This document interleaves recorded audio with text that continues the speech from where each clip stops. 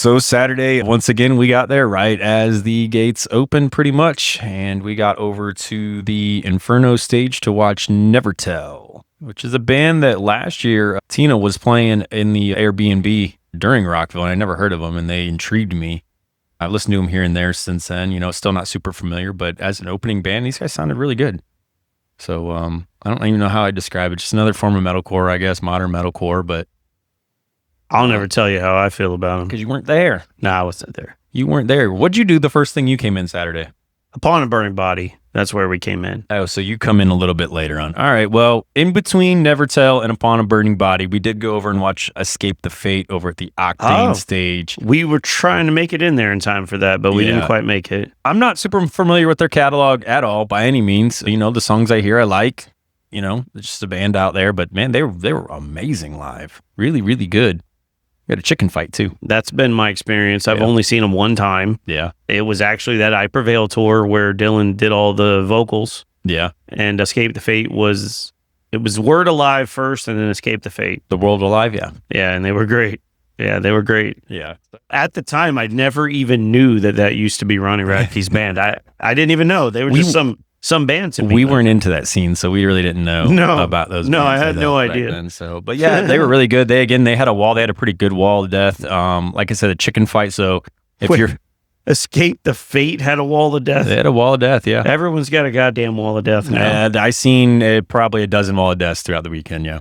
All right, we're gonna talk more about the wall of death here in a few minutes. So more than likely, yes. So as I mentioned, the chicken fight too. So if you're familiar with Central Florida mosh teams or Florida mosh teams in general, Green Flag guy was on top of the shoulders on one of them, Marco. And we've seen Marco a lot throughout the weekend. Really awesome guy. So that's fun as shit, man. I like that.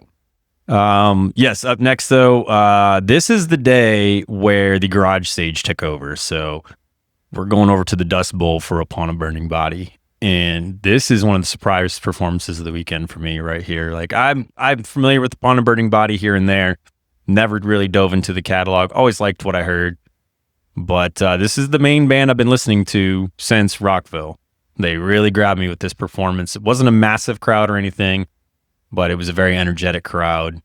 The songs had that big bounce to them and just like this aggression. And I thought it was a pretty decent sized crowd for the time of day that it was. True. And it is garage stage, yeah. But I mean, like the pit area was very open. So, it wasn't very crowded. But it stayed that way over there most of the day. It stayed a very open pit until Whitechapel comes out. But that's true. That's true. So, but yeah, Upon a Burning Body. So this is when you came in.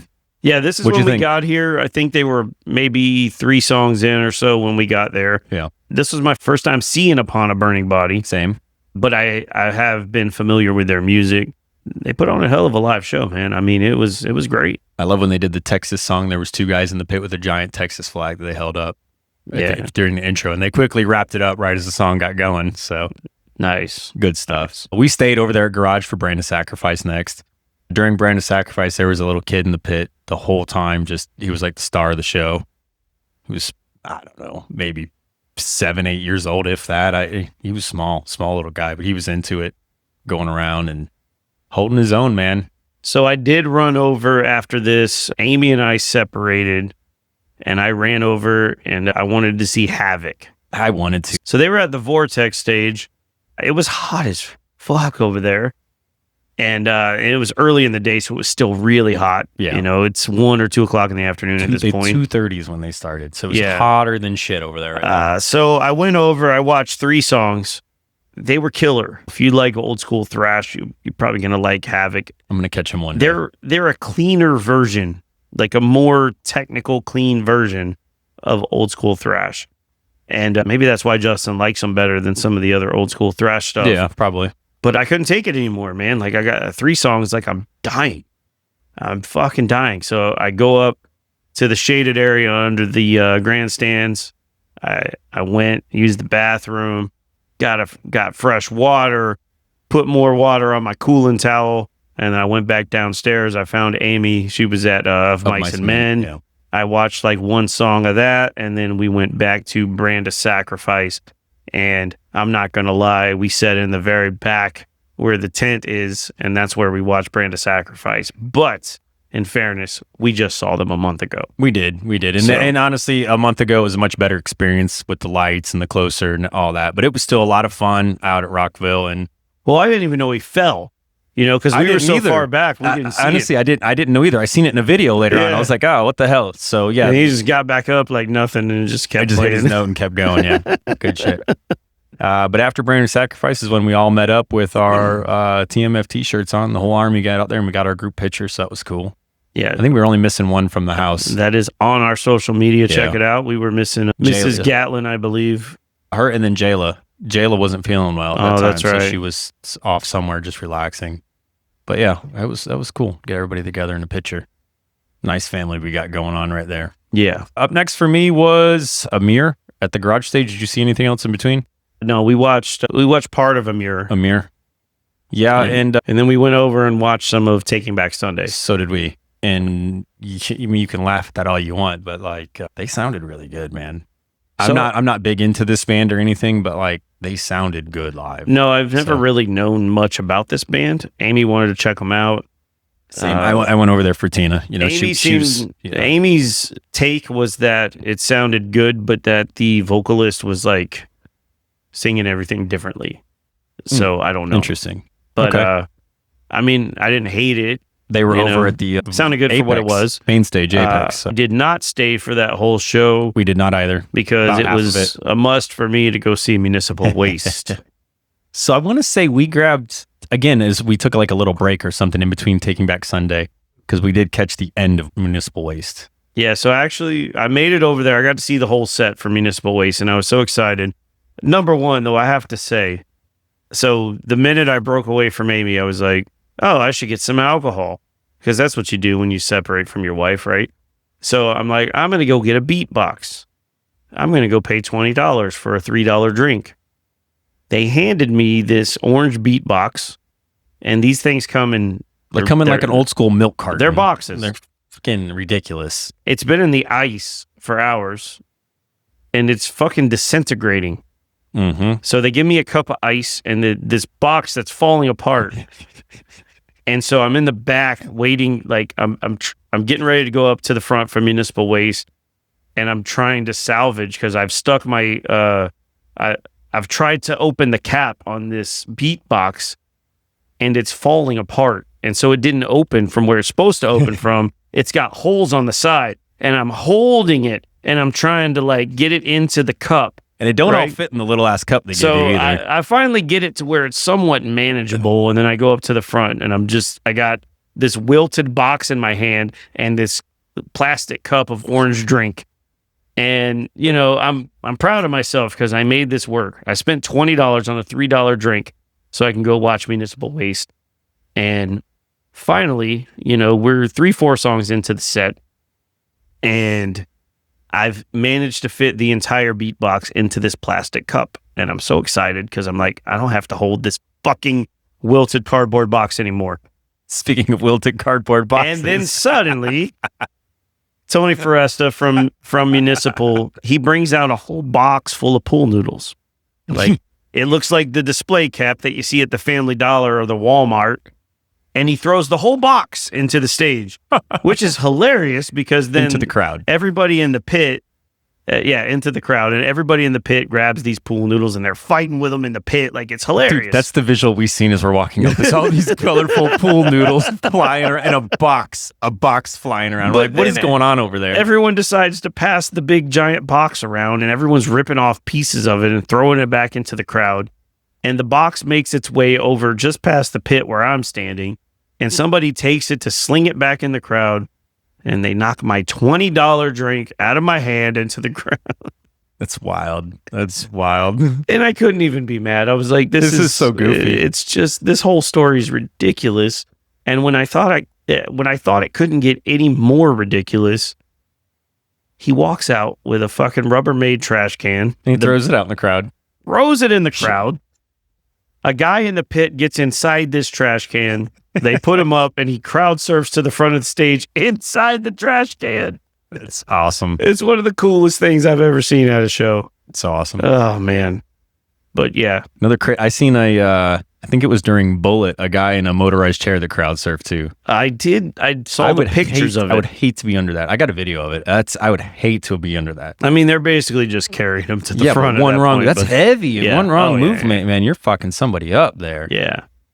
But municipal waste. You get a chance to see them. Don't. Yeah, that seemed like a lot of fun. They were over at Vortex, but we were headed over to Inferno for the Plot and You, which is a band I was really excited about. It just like Invent Animate. I had no idea about this band last year when I seen them during Beartooth. They blew me away. There's a few songs of theirs I've really gotten into over the past few months, especially, which I brought up here on the podcast a couple of times. A band that's surprisingly heavy when you don't expect them to be. So yeah, but yeah, I was down in the pit the whole time for this. This is when the alcohol started to kick in a little, I guess you'd say. And yeah, it was a lot of fun. I mean, that song Forgotten from them is really cool. There's a video of that where the whole crowd's chanting it back. It's incredible. It's a moment I won't forget from the weekend for sure. This is the only time that me and Tina really got separated, though. I crowd surfed out of the Plot and You, and when I came back, I couldn't find her for a little bit. So that was interesting. But you didn't see the Plot and You, did you? I did not see the Plot and You. What were you during after Municipal Waste? I think we were taking a break. Yeah. Maybe getting dinner or something, because we didn't do anything else until it was around the time when Attila, Beartooth, and I Prevail. Obituary were all playing at the same time, I think. And I think I Prevail, too. Like, there was a lot going on at that time. Yeah. Well, I Prevail was right after Beartooth. It was like right in between, so. But we saw Attila. That was the next band we saw. So I remember going over to Attila. I don't remember much about the performance, though, truthfully. So they're good, but they're Attila. It's kind of it's kind of silly. Just kind of, it's not super memorable. It's fun at the moment, but yeah, we all the next show is next up is like this. There was two bands I was really, really going to Rockville to see, and this is one of them. That's All Shall Perish. I've touted this band for years. This is my deathcore OGs. This is one of my favorite bands, period. And yeah, I was feeling pretty good at this point. This was 1000% pit. There's lots of videos and pictures, and the spider was doing spider things. Boys will be boys. Definitely. The whole time. It was amazing. They sounded amazing. Good set list, short. I can't wait to see them in a longer set, more time. So I don't think they played very many songs, even in their time 6 or 7, slot. it seemed like maybe. But I loved it, man. It delivered on every level. All Shall Perish is an amazing band. Totally. They're very tight. Eddie is a beast up there, looking like a fucking wizard now with his long so gray hair. But then he does the windmill with it. And no other deathcore vocalist looks like Eddie. You can definitely say that. When he's got that giant oversized shirt on too, so it's like, I don't know. I love All Shall Perish. But yeah, we had still been hanging out in the back, and when All Shall Perish started, I told Amy, I was like, I got to go up here. And so first I went up to the front, and I didn't see anybody, and I was like, I took a bunch of pictures. I got some really nice pictures of everybody in the band, and I was like, well, if I'm gonna find somebody I know, I'll go to the pit. And like instantly, like I go in the pit and almost immediately, literally run in to the spider here. So I mean, I told those guys on Instagram over and over that I would be in that pit 1000% of the time for that show. And yeah, he was in that pit. You were a dirty motherfucker in that pit, and I don't mean in a perverted way. Like, this man had dirt caked to all sides of his head. Yeah. We were spinning. You were living that life, bro. Like, you were dirty as fuck in there. Yeah. Shout out to Ben, who spun with me. Daniel spun around with me. I don't know who else. Ben was trying to spray you with the water to get the dirt off your head, too. It was so fun. It was great show. Definitely one of my favorites of the weekend, no doubt. Yep. Followed by Whitechapel. So you go from one deathcore OG to another, and Whitechapel was just another one where I was in the pit the entire time. We just seen them a couple months ago, but this was different. This was bigger, there was a huge crowd. The crowd was just on fire the whole time. I mean, it was a pretty messy pit out there, and it got really messy at one point. So I was very excited to mock, burn, and spit on the cross again, baby. Yeah, I apparently spit blood in somebody's face. So, at some point in this pit, I caught a head to the nose, and I don't know if I broke my nose or partially did. I don't know. it seems okay now. But if you look really closely on this video, you can still see the knot on the. There's a knot and there's a little bit of a, it's pretty much good though. But yeah, He doesn't remember this, but it was actually me. So it might have been. What I remember is grabbing somebody from the wall and bringing them in the pit, and I don't think they were too happy about that and slung their head backwards. And it split me wide. I was blooding everywhere. So bust it wide open. Yeah, I did get to see most of the set, but I think I missed the last 2 songs probably because of that. I had to go get cleaned up, obviously. But yeah, Whitechapel was amazing. But next up was the other main event for me. It's the first headliner I watched the entire weekend. Potentially Broken Nose or not, we went over to Lincoln Park and got as close as we possibly could. And close we did. I don't want to say we got like really close, but we got in front of the soundstage. We were up there, and we were up in the front. That's close at Rockville. For people that don't know, we were up there in the front left pit, man, and they played 20-something songs. They were amazing, man. Like, you weren't there; you left. I left. We talked earlier about making sacrifices and highlights of the set, though. Like, yeah, you sacrificed this for Sunday. I get it, but I couldn't do it. Sunday was my favorite day of the whole festival, so it was worth it to me, but.